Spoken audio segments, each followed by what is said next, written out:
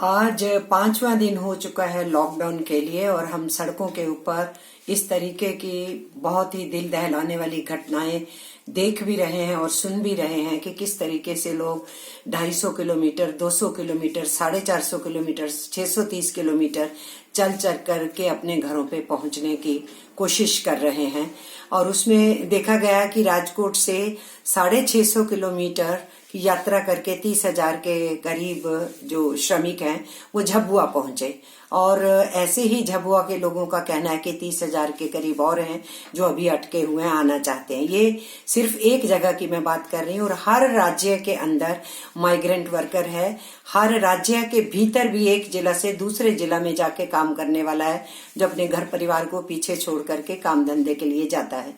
इस सारी परिस्थिति के अंदर हम ये देख सकते हैं कि पूरे देश भर के अंदर इस तरीके के श्रमिकों की गिनती कई लाखों में जाती है जो अपने घर परिवार में वापस जाना चाहते हैं, क्योंकि उनमें से बहुत सारे हैं जो अकेले ही फैक्ट्रियों में रहने वाले वर्कर्स थे जिनको फैक्ट्रियां बंद होने की वजह से बोल दिया गया कि आप अब यहाँ से चले जाइए, उनके पास घर द्वार नहीं।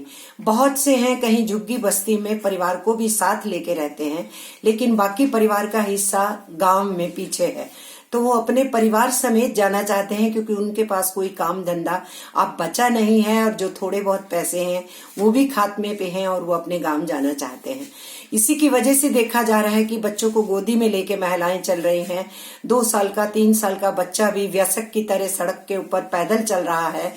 बहुत मुश्किल हालात के अंदर ऐसे भी सीन है कि 4-4 लोग जो हैं एक पालकी सी बना रखी है चद्दर से और बुजुर्ग को उसमें डाल रखा है और 4 लोग उस सो कॉल्ड पालकी को लेकर के चल रहे हैं। कहीं भी रात हो रही है वहां रुक रहे हैं, कहीं भी सड़क के किनारे वो पर हैं। पानी की मुश्किल आ रही है, खाने की मुश्किल आ रही है, कई कई दिन का खाना उन्होंने नहीं खाया हुआ है। इस तरीके के हालात फिर देखने को मिले हैं कि बहुत से लोगों ने ये शिकायत की है कि हम बॉर्डर तक पहुंच गए दूसरे राज्य के और हमें बॉर्डर से भगा दिया गया। और उनमें से कल एक्सीडेंट में 4 लोगों की मौत हो गई। एक मर गया, उसको सड़क के पास कहीं महाराष्ट्र के अंदर फेंक दिया गया। वो भी दिल दहलाने वाली तस्वीर थी। और एक महिला रो रही है कि मेरा 2 महीने का बच्चा है, मैं मांग करके दूध पिला दी, मैं रोज रोज कहाँ से पिलाऊंगी।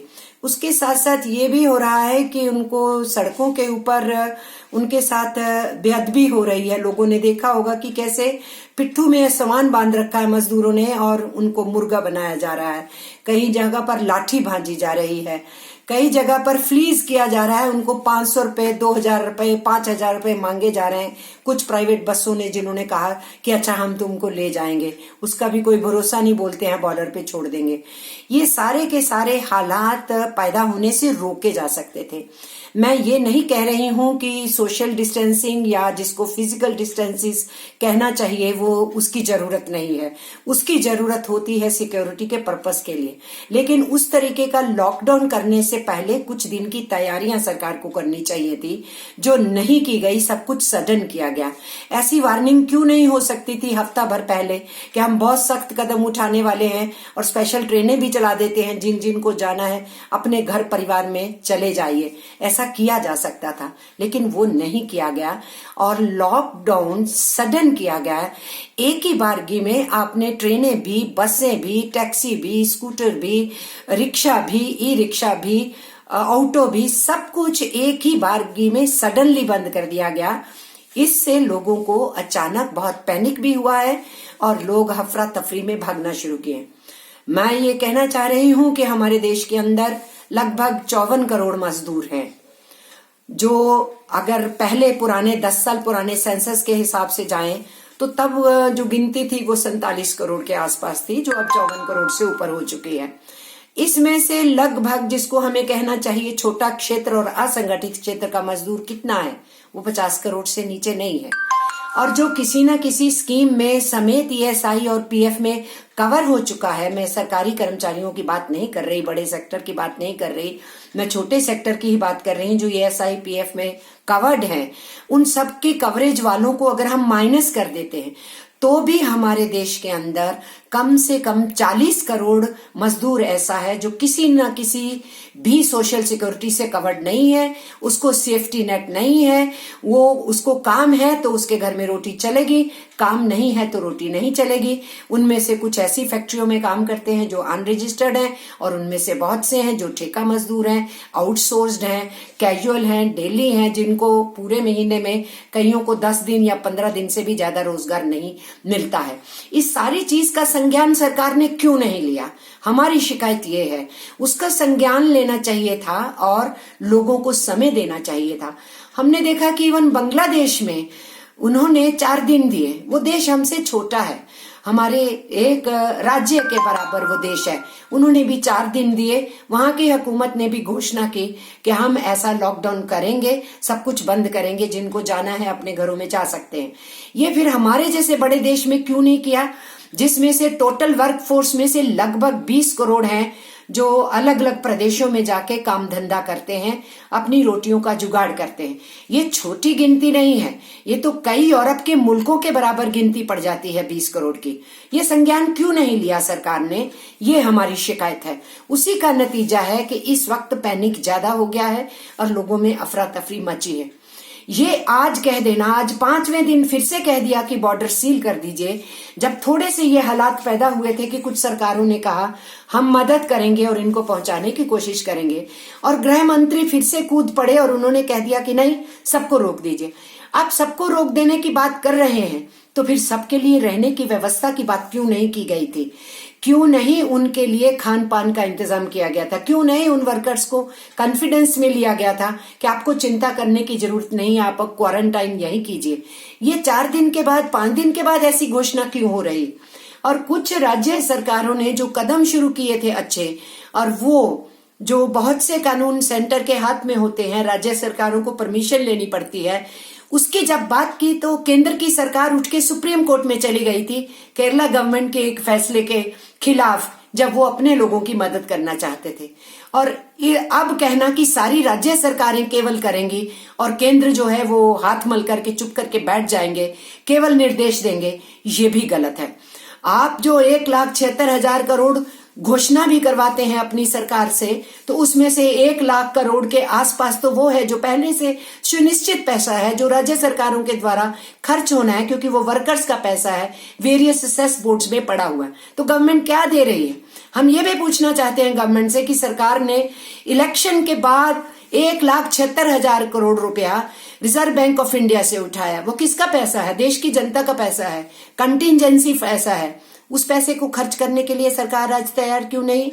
आप पैकेजेस अभी भी कॉर्पोरेट घरानों को देने की सोचते हैं, आप स्मॉल सेक्टर को नहीं सोचते हैं, छोटी फैक्ट्रियों को नहीं सोचते हैं, एमएसएमईज को नहीं छोड़ते हैं, सोच रहे हैं जो छोटे मोटे काम धंधे करते हैं, जो रोजगार पैदा करते हैं दूसरे लोगों के लिए, उनको बचाने की बात नहीं कर रहे हैं। इसीलिए वो जो छोटी यूनिट्स सारी बंद हो गई हैं, उसी का वर्कर है जो अब हताशा में अपने घरों की तरफ भागना चाहता है।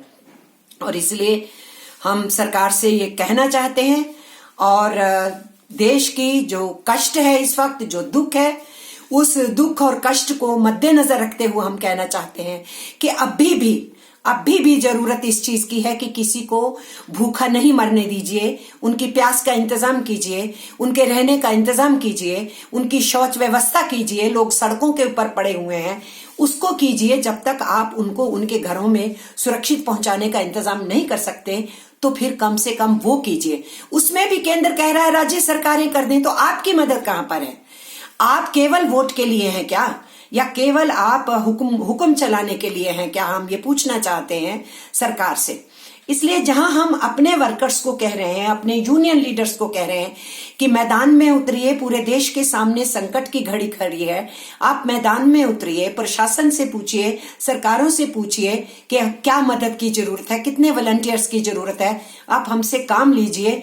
लेकिन जो भूखे हैं, जिनके घर में राशन पहुंचना चाहिए, जिनको पका खाना मिलना चाहिए, जिनको दवाई मिलनी चाहिए, उसकी तरफ ध्यान दें। और उसके साथ साथ जो हमारे लड़ने वाले सिपाही हैं व्हाइट यूनिफॉर्म के अंदर, और उनके साथ सहयोगी सारा पैरामेडिकल स्टाफ है, उनका ध्यान दीजिए। आखिरकार उन्होंने इस सारी बीमारी को हैंडल करने में फ्रंट रैंक रोल अदा करना है और सरकार अभी भी फेलियर है। अभी भी कैपेसिटी से 30%, जो आज के फिगर्स हैं उसके हिसाब से सिर्फ कैपेसिटी से 30% टेस्ट्स किए जा रहे हैं, और जबकि इससे कहीं ज्यादा जरूरत पड़ेगी। अभी भी मास्क अवेलेबिलिटी नहीं है, और फिर झूठ बोलते हैं आकर के, ये कहते हैं कि जी हमने फरवरी में एक्सपोर्ट बंद कर दी थी। सरकार का अपना सर्कुलर है, जो सर्कुलर ये कह रहा है कि 19 मार्च के बाद कोई भी एक्सपोर्ट नहीं करे। वो कौन कर रहा था एक्सपोर्ट? प्राइवेट सेक्टर एक्सपोर्ट कर रहा था। हमारे मेडिकल इक्विपमेंट्स जो हमारे डॉक्टर्स को चाहिए, हमारे पैरामेडिकल स्टाफ को चाहिए, वो इस देश से निर्यात किए जा रहे थे, एक्सपोर्ट किए जा रहे थे। सरकार जवाब नहीं देगी इसका। और आज कौन है जो मैदान में उतरा है? आज पब्लिक सेक्टर मैदान में उतरा है। कहाँ है अदानीस और अंबानीस? कहाँ है कॉर्पोरेट घराने? उनमें से किसी ने कुछ अमाउंट अनाउंस किया, लेकिन कहाँ है आज वो लोग? आज फिर पब्लिक सेक्टर मैदान में उतरा है। हमारा डिफेंस सेक्टर है जो मैदान में उतरा है, जो हर तरीके के इक्विपमेंट्स को बनाने के लिए सामने आया है। तो ऐसी स्टेज में पब्लिक हेल्थ सिस्टम यानी गवर्नमेंट हेल्थ सिस्टम, जिसकी मजबूती चाहिए, जिसमें इन्वेस्टमेंट चाहिए, इस बीमारी से डील करने वाले लोगों की मजबूती चाहिए, ताकि वो अपने नागरिकों का ठीक से इलाज कर सकें। और एक और बहुत तकलीफ जो सामने आ रही है, जिसको हम ये देख रहे हैं, वो ये सामने आ रही है कि जो नॉर्मली बीमार लोग हैं, जो डायबिटिक पेशेंट हैं या जिनको डायलिसिस की जरूरत है, जो कार्डियक से परेशान हैं, हार्ट के मरीज हैं और दूसरी बीमारियों की उनको शिकायतें हैं, सडनली ओपीडीज बंद कर दी गई हैं, उनमें एंजाइटी फैल रही है, वो बीमारियां भी बढ़ जाएंगी। इसलिए स्पेशल अरेंजमेंट्स की जरूरत है। जो पॉजिटिव टेस्टिंग के पाए जाएं, इनके वास्ते अलग से इंतजाम की जरूरत है, जहां क्वारंटाइन किया जा सके, वो भी नहीं किया गया। और आज की स्टेज में भी हम समझते हैं कि अभी भी जिनका घर परिवार गांव में है, वो अकेले मजदूर हैं या यहाँ उनका कुछ भी नहीं है शहरों के अंदर, अभी भी प्रयास करना चाहिए कि उनको घरों की तरफ भेजा जाए। इसलिए हम दोहराते हैं जो हमने प्राइम मिनिस्टर को भी लिखा था कि 5 से 7 लाख करोड़ रुपए की जरूरत है। 15,000 करोड़ रुपए पीएम जो अनाउंस कर दिए, 1,76,000 करोड़, जिसमें 1 लाख करोड़ ऑलरेडी सुनिश्चित स्कीमों का पैसा ही था। ये सब कुछ बिल्कुल, मैं ये कहूंगी, ऊंट के मुंह में जीरा की तरह है। जिस तरीके की स्थिति हिंदुस्तान के अंदर भयंकर हो सकती है, जिसको रोकने की हमें कोशिश करनी चाहिए। इसलिए मैं सभी नागरिक बंधुओं से भी कहूंगी कि हालात अच्छे नहीं हैं, हमें अपने आस पास बगल में कहीं भी किन्हीं की भी मदद के लिए उतरना है, प्रशासन से सहयोग लेके, प्रशासन से सहयोग करके, लेकिन उसके साथ साथ सवाल करने का हमें हक है। जो कोताही सरकार ने बरती है उसको वो ढांपने की कोशिश करें, और कोई अगर सवाल खड़ा कर रहा है तो उसके ऊपर ट्रोलर्स से आक्रमण करवाए जाएं। ये विपदा को हैंडल करने का तरीका नहीं है। मोदी जी, मैं कहना चाहती हूँ, अपने ट्रोलर्स को और आईटी सेल्स जो बनाए गए हैं उनको कृपा करके समझाइए कि ये ट्रोलिंग का दौर नहीं है। अगर कोई प्रश्न कर रहा है, सलाह दे रहा है और कह रहा है कि क्रिटिकली इन चीजों को हैंडल करने के लिए पूरे देश को एक साथ होने की जरूरत है, तो ऐसे में इन ट्रोलर्स को कहिए कि ये तथाकथित देशभक्ति नहीं दिखा रहे हैं, बल्कि देश के जो काम है उसमें व्याधान डाल रहे हैं, लोगों को डराने की कोशिश कर रहे हैं। और मैं अपने ट्रेड यूनियन साथियों से कहूंगी, एक्टिविस्ट से कहूंगी, सोशल एक्टिविस्ट से कहूंगी, ये वक्त है कि सबको ये दिखाए कि हाँ, हम सचमुच आवाम के साथ खड़े होते हैं। देखिए कि कोई भी जिसके बारे में खबर मिले, वो भूखा है, प्यासा है, बीमार है, उसकी मदद के लिए उतरना है। ऑफ कोर्स हमें पूरे कानून और नियम की पालना करते हुए उतरना है। इसलिए प्रशासन सहयोग ले सबका, और हम सब सहयोग करने के लिए तैयार हैं, लेकिन स्थिति को गंभीरता से देखें। मैं फिर आखिर में दोहरा रही हूं कि जरूरत इस चीज की है, जो जाना चाहते हैं घरों में, जिनका शहरों में कुछ नहीं है, वो सड़कों पे अनाथ हो जाएंगे, उनको पहुंचाने की कोशिश करनी चाहिए। कम से कम फूड राइट्स नहीं होने चाहिए, खाने के लिए दंगे हमारे देश में नहीं होने चाहिए, लोगों को भूखे मरने से हमें रोकना चाहिए। अगर कहा गया है कि कोरोना को करुणा से लड़ना है, ये करुणा फिर सरकार को भी दिखानी होगी, पुलिस को भी दिखानी होगी, प्रशासन को भी दिखानी होगी, और जो ट्रोलिंग में माहिर हो गए हैं लोगों के पीछे पड़ने के लिए, उनको भी कम से कम अब करुणा का पाठ जो बताने की कोशिश की जा रही, उनको भी इस पाठ को सीखना चाहिए। एक बार फिर देशवासियों को ये कहना है कि संयम से भी काम लें और मैदान को छोड़ना नहीं है, हमको मैदान में काम करना है। और मेरे कहने का मतलब मैदान है इस वक्त कोरोना की इस पीड़ा से अपने देश के लोगों को हर संभव तरीकों से बचाना, और विशेष करके जिनको तुरंत जरूरत है भूख की, प्यास की, दवा की, उनकी जरूरतों को पूरा करने में अपना हाथ बटाना। बहुत बहुत धन्यवाद सभी देशवासियों को, सबको शुभकामनाएं।